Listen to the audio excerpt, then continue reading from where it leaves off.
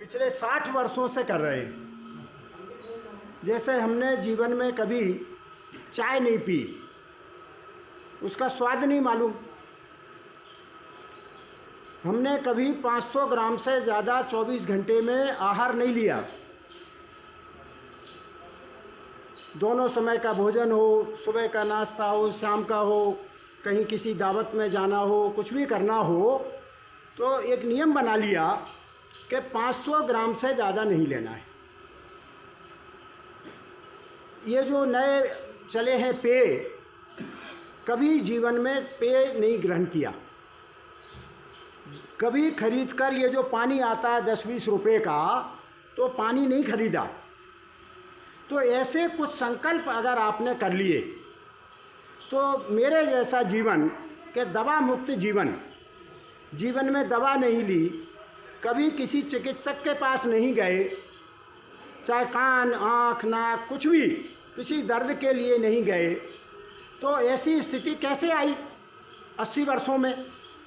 वो इसी कारण आई कि हमने अपने आचार विचार शुद्ध रखे, मन से भी और तन से भी। तो ऐसा संकल्प अगर करके निकलेंगे तो ऐसी उपलब्धि हो सकती है। दूसरी बात कि जिस जगह आप बैठे हैं तो ये गांधी भवन है, तो ये गांधी के जीवन से भी प्रेरणा ले सकते हैं। मैंने जो बताया ये केवल गांधी जी की जो आत्मकथा है उसे पढ़ा और उससे इस नतीजे पे पहुंचा कि ऐसा जीवन जिया जा सकता है। और उनसे भी ज़्यादा आगे बढ़कर, क्योंकि गांधी जी के दो थे पक्ष, एक आध्यात्मिक और दूसरा राजनीतिक। लेकिन जो विनोबा भावे नाम सुना होगा, उनका केवल एक ही पक्ष था, वो था अध्यात्म। अध्यात्म से जीवन में क्रांति ला सकते हैं। तो हमने विनोबा जी का पक्ष चुना कि ये ज़्यादा सही है। उनका यानी हमने तीर्थ जाते हैं लोग, 4 धाम और ये वो, हमारे लिए केवल 2 तीर्थ हैं। मैं अपना बता रहा हूँ।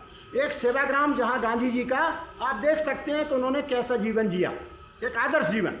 और वहीं पास में कोनार आश्रम है। कोनार आश्रम में विनोबा जी, और विनोबा जी ने केवल महिलाओं के लिए रखा कि यहाँ केवल ब्रह्मचर्य का पालन करने वाली महिलाएं रह सकती। तो वो आश्रम देखने योग्य हैं, ये 2 वहाँ जा सकते हैं। और तीसरा जो है एक निवेदिता निलयम है, तो प्रिंस अभिषेक अज्ञानी उसकी व्यवस्था करते हैं। देश दुनिया का कोई भी नौजवान जो बेरोजगारी से त्रस्त हो वहाँ पे पहुँच सकता है, लेकिन स्वावलंबी जीवन जीना पड़ेगा, व्यसन मुक्त जीवन जीना पड़ेगा। तो ऐसा आप उनको सलाह दे सकते हैं। अंत में केवल एक बात कि अभी बाग जी ने जैसा कहा, हम साल में 2 शिविर लगाते हैं, किसी से 1 पैसा नहीं लेते। उनके भोजन की, निवास की, यहाँ तमाम हमारे साथी बैठे हुए हैं, उन्हें मालूम है, गए हैं उनमें शिविरों में, कि 1 पैसा लिए बगैर। और ये केवल आपका जो जाने आने का आपको व्यय करना पड़ेगा, बाकी वहाँ 7 दिन आपके निवास की व्यवस्था, भोजन की व्यवस्था वहाँ सब रहेगी।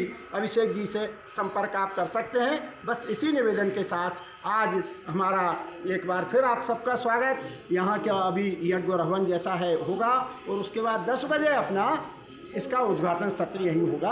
उसमें सबका परिचय, कोई भी ऐसा नहीं रहेगा जिसका परिचय एक दूसरे से ना हो पाए। एक बार फिर आपको सबको धन्यवाद। और यहाँ कोई कमी हो व्यवस्था में, उसके लिए हम क्षमा चाहते हैं। फिर भी हमें आप बताइए। तो यह इनके सुपुत्र है और अभी तो उनको इंटरव्यू देने को टाइम नहीं है, लेकिन हम ऐसे जीवन का निर्माण करें कि 1924 से 1947 यह एक कालखंड रहा, और संयोग से अभी 2024 और हमारी जो दृष्टि है 2047 तक है।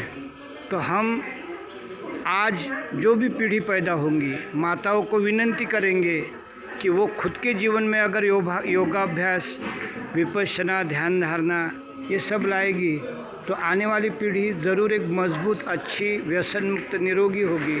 और इसका आदर्श उदाहरण जो है, ये माता पिता थे, वो जो उनका लड़का है इतने कठिन आसन करता है कि मैं चकित रह गया।